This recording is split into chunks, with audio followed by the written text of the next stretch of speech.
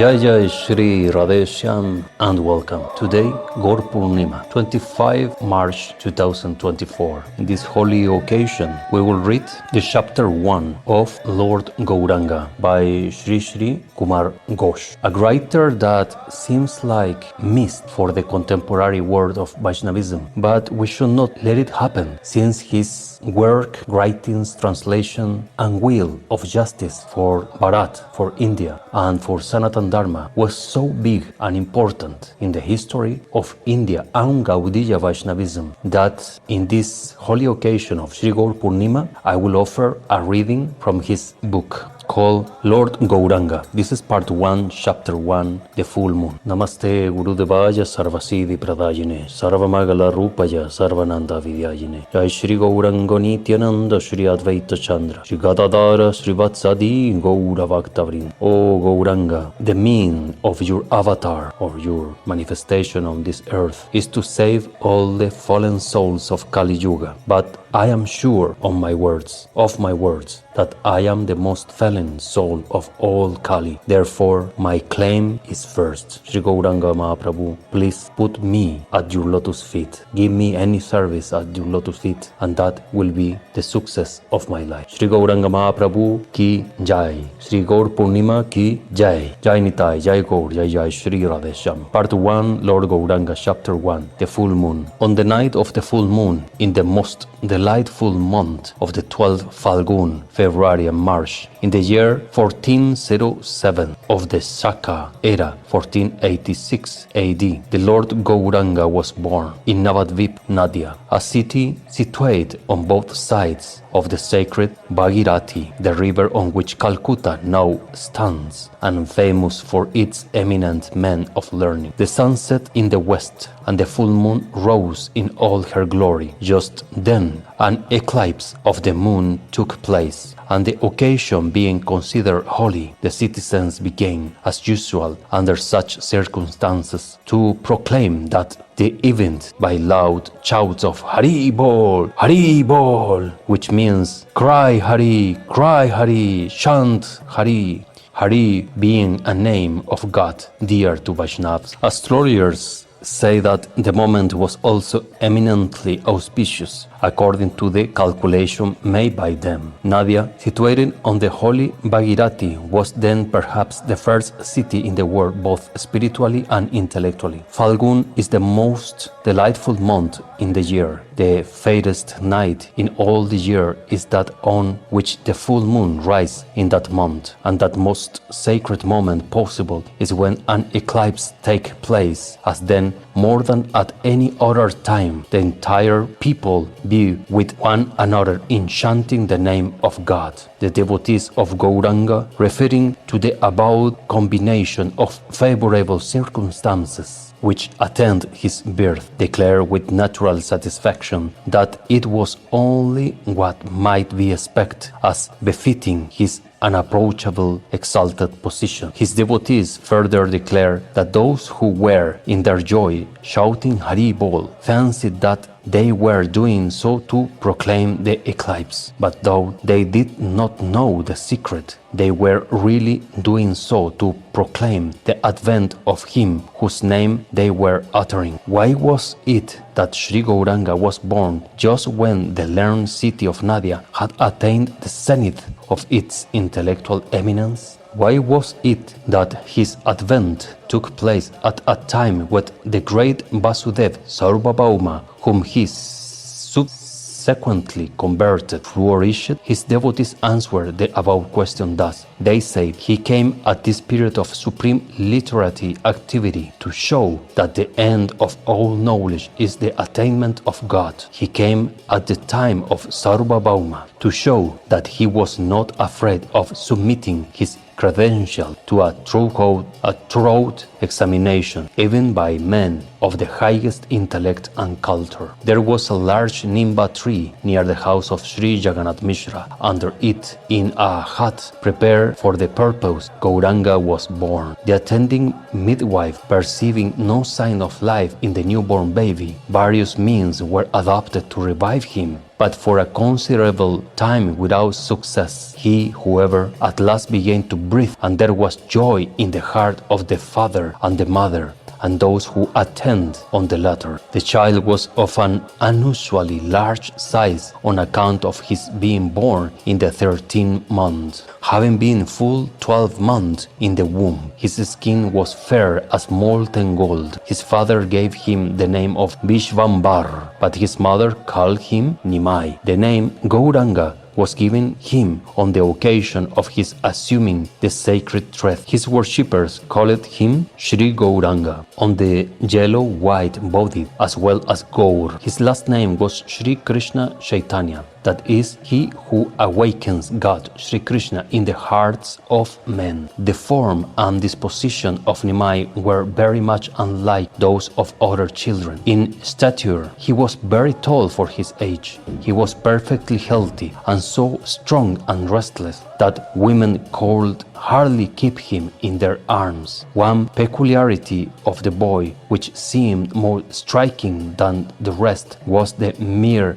uttering of the name of Hari could pacify him when he cried. His parents had lost 8 daughters successively, and then there was born to them a son called Vishvarup. When this boy was about 10 years, Nimai was born. Being the youngest, he was naturally the pet of the family and of their relations, a fact which it seems the boy soon came to know, for he was wont to betray on all occasions the stubbornness and waywardness of the spoiled child. When he cried, it was difficult to soothe him, and the cry oftentimes ended in a swoon, which gave his parents much trouble and anxiety until they came to know the secret as to how the boy could be soothed on such occasions. They repeated the name of Hari, and this acted like a charm upon the stubborn and wayward child. When he had learned to crawl on his hands and knees, it became necessary to keep a constant watch on him, for he would otherwise steal away into the street or to the banks of the Ganges, as example the Bhagirathi. If he saw anyone following him, he scampered off on all fours as fast as he could to avoid being caught. The sight was indeed pleasant to see him moving about on his knees and hands, and Sachi would often set him down in the yard and with her companions stand motionless to enjoy the spectacle. As soon as he had learned to walk, Jagannath, Sachi and Vishvarup, together with their relations and neighbors, were in a state of constant anxiety on his account, fearing that he should steal away and be lost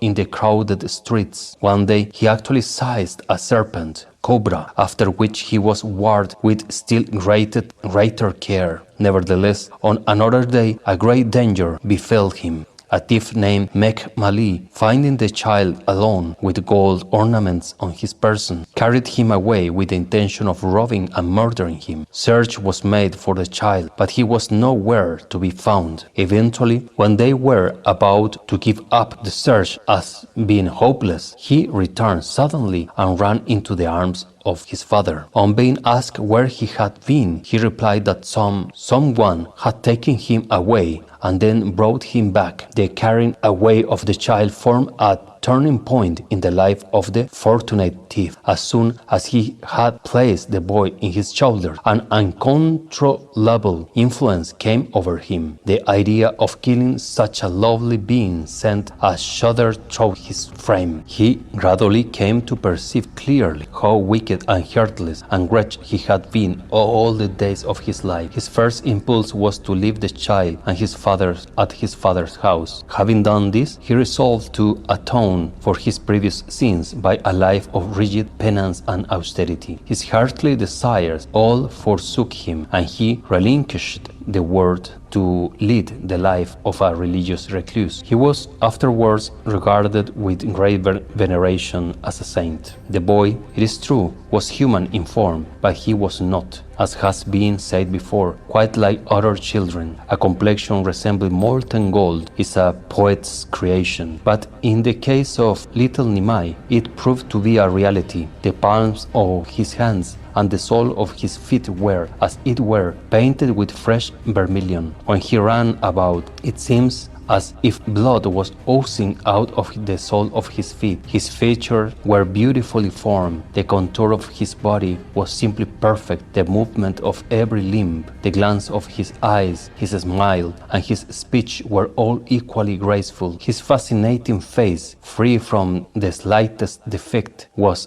as it were the masterwork of a sculptor of the highest genius. His lips were ruddy, like the ripe bimba fruit, but his eyes were perhaps more lovely than any other part of his body. No one who had not seen the boy could believe that a human being could have eyes so divinely beautiful. His eyes, elongated like the petals of a lotus, slightly tinged with red, seemed as if moist with lotus honey. Everyone who looked at the child felt an attraction toward him and instinctively asked himself, is he a human child or a child of the gods fallen from the heaven? There was another charm possessed by the child which made anyone that cursed him feel a thrill of joy pass through his frame. On this account, anyone who happened to take him in his or her arms was unwilling to set him down again. Sachi therefore was allowed by limited opportunities of enjoying the pleasure of keeping the boy in her arms. Besides, from the time of the child's birth, Jagannath, Sachi, and other near relatives began to witness many supernatural incidents. While the boy slept, something like a moon was now and then seen shining on his breast. Sometimes he was seen enveloped with a light which looked like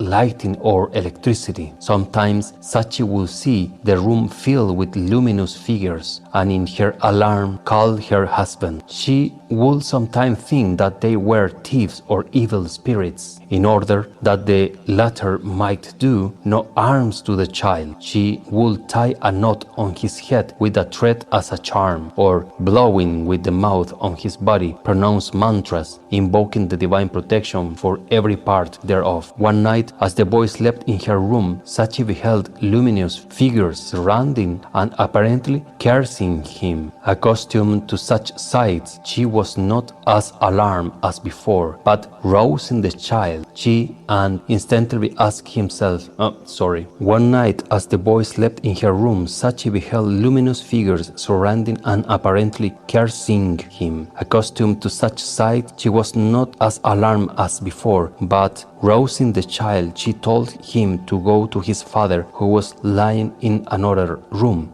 and slept there, hoping that no mishap would occur to him if he were with his father. She called out her husband to take the boy in his room, but as the boy proceeded to his father's, she heard the sound of musical anklets, such as are worn by children, but which Nimai was not wearing. She eagerly ran to see whence the exquisite sound proceeded, and found that Jagannath was coming out to take the child to his own apartment. He too had heard the sound. Thus both Sachi and Jagannath heard the music proceeding from the bare feet of Nimai. Sachi followed Nimai, and the father and mother then lulled him to sleep. They began to talk about him. Jagannath said that this sound of musical anklets indicates that Gopal was present in the person of the boy, but Sachi, quoted by motherly affection, did not think herself at all honored by the suggestion, and replied, "Whatsoever it might be, may not evil betide my little Nimai, whatever might happen in this sleeping room." The boy Nimai was quite like other boys when engaged in play. He used to play all day long. He would not learn the alphabet, though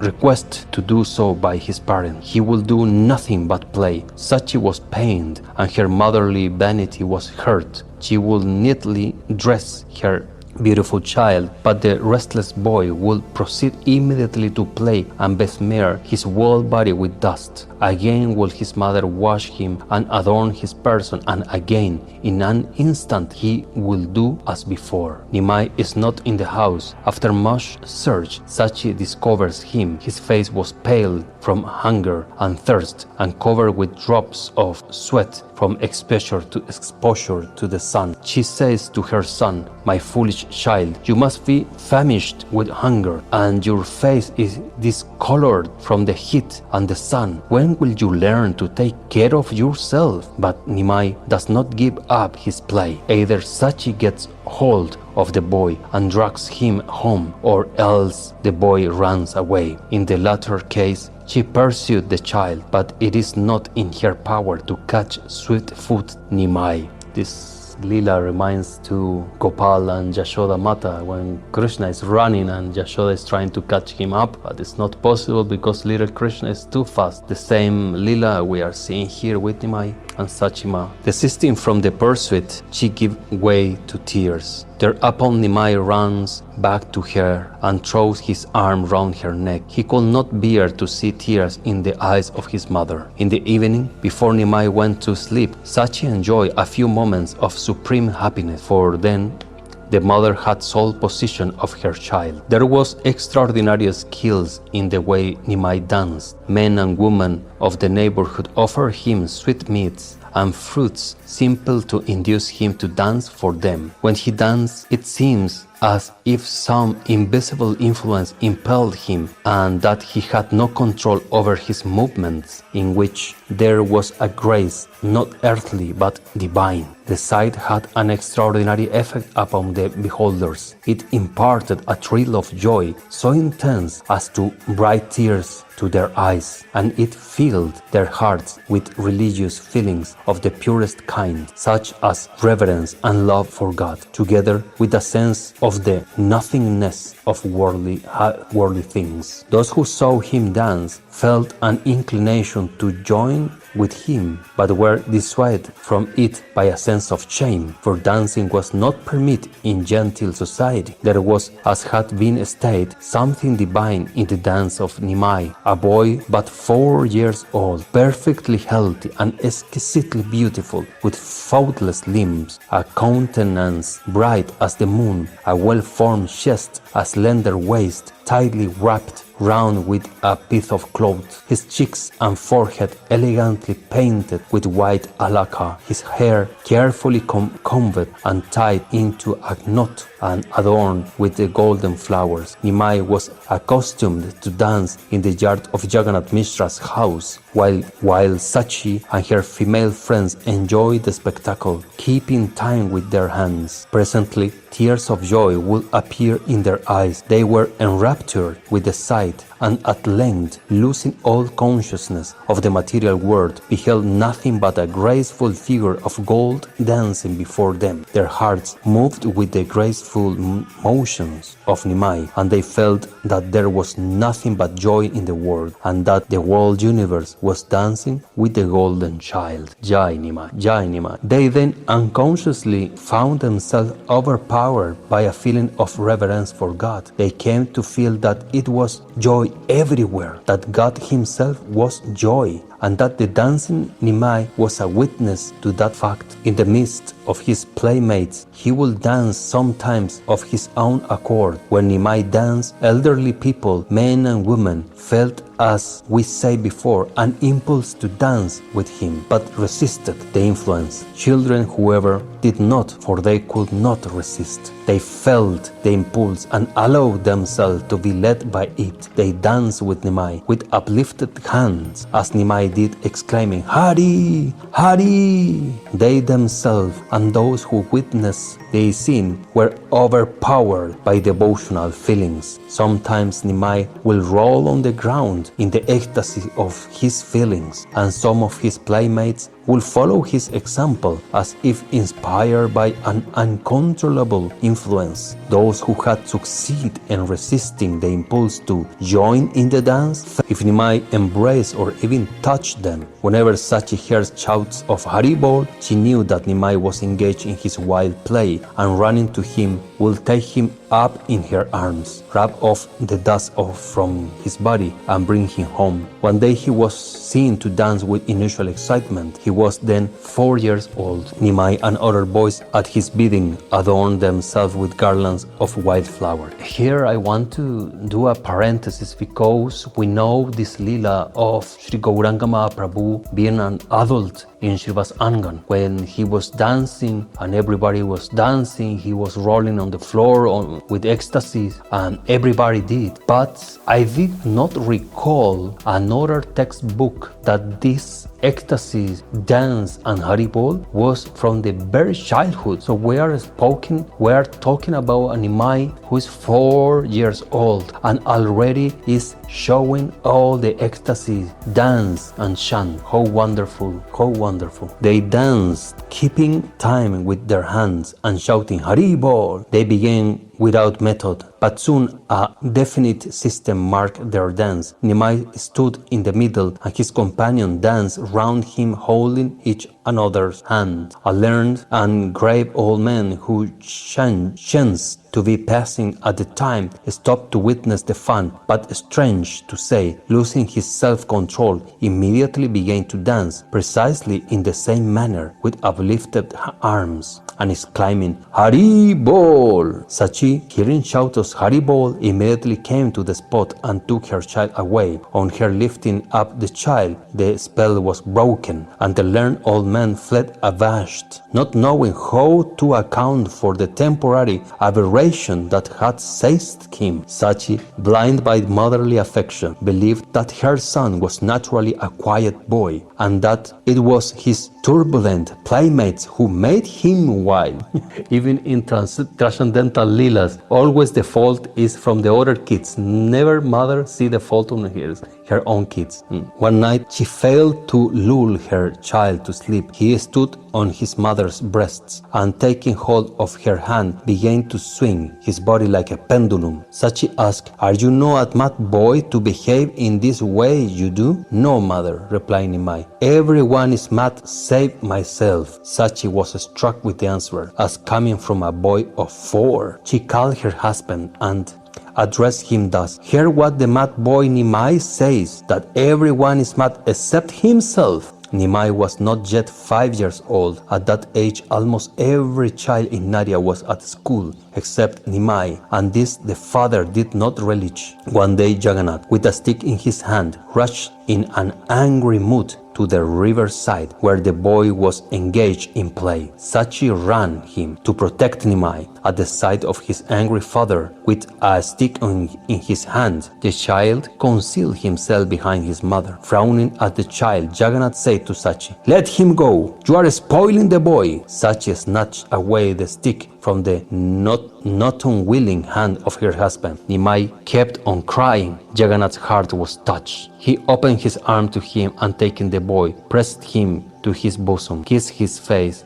over and over again, and said, I must be a very cruel man to make Nimai cry thus indulged. As a matter of course, Nimai continued to neglect his studies. Nimai cherished some fear for his father and elder brother, but none for his mother, whom he seemed to treat more as a child than a venerable lady she was. Though only 5 years old, he now and then gave evidence of possessing the wisdom of a sage. On such occasions, Sachi would be seized with the suspicion that Nimai was somebody else and not really her child, that his childish demeanor was all assumed to deceive her, and that his trick on her were play with a purpose. But this suspicion never lasted for a very great length time. This is important here what the author, the writer, is explaining, because between lines he is saying exactly the same that is happening in Krishna Lila. Yashoda Ma and the Brajavasis has no a pinch of dirt of Aishvarya. They are pure Madhurya. They are only in full love engaged with Krishna. They never think Krishna is God. Sometimes Yashoda Ma see the power, the Aishvarya of Krishna, but she think, I must to be it.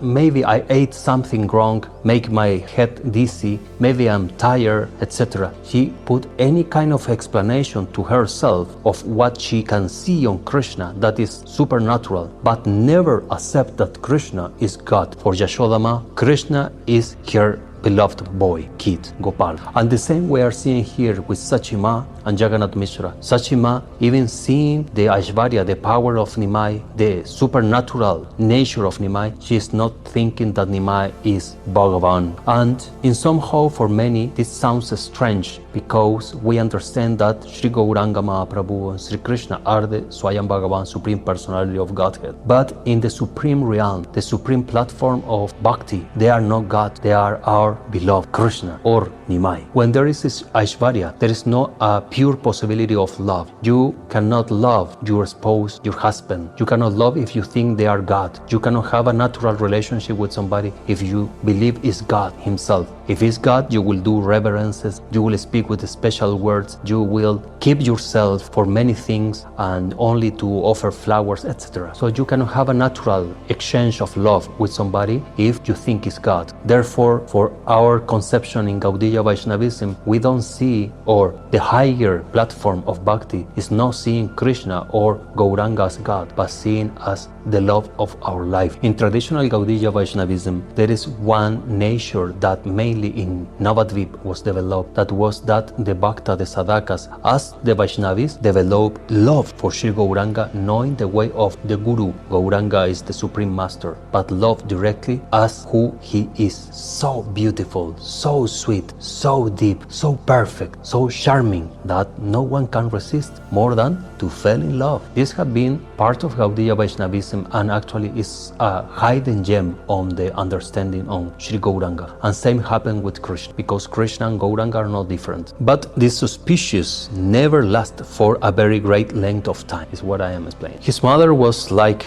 all Hindu ladies of high caste, a keen observer of outward purity, but to tease her, he will touch a thing or person which or whom it was an abomination to touch. Sachi will at this be sorely annoyed. Sometimes she will scold him, but Nimai was not to be pursued out of his unruly ways. Used earthen cooking pots are considered impure and should not be touched. Nimai, having made a pile of them, stood upon it. Sachi, who was greatly scandalized, reproved him, saying, "Are you not ashamed of yourself? You who, being a Brahmin's son, have allowed yourself to come in contact with such foul things?"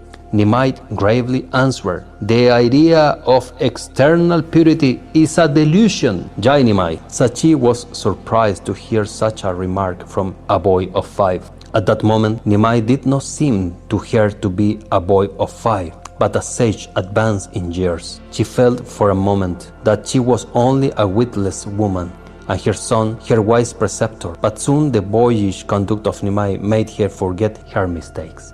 Sachi very often gazed at her child with a tender look as if to devour his beauty, and wherever Nimai perceived this, he wantonly and deliberately turned his face away from her. As Nimai continued the practice, simply-minded Sachi at last came to understand that her son, knowing her intentions, was playing tricks with her. She, of course, felt hurt. The voice of Nimai was sweeter than music, and Sachi, whenever she found an opportunity, tried to make him speak. Simply for this purpose, she would tease him with questions. Nimai, knowing his mother's object, will close his lips and will refuse to utter a word. "Now, what is the matter, Nimai?" asked Sachi. "Why don't you speak?" But Nimai replies by a provoking smile. Sachi returns to the charge. "Nimai," said she, "you don't speak to me now. I am sure you will not maintain me when I am old." Nevertheless, Nimai did not speak. Sachi continued, "Nimai, when I am dead, you should be an orphan and walk in the street hungry and uncared for." Thus they contend incessantly, mother and son. Sometime when Nimai sorely taxed her passion, Sachi would pursue him with a rod in her hand. The naughty child, thus pursued, will run into the midst of cast away earthen cooking pots, where of course Sachi will not follow him. The fact was the great importance that Sachi attained to external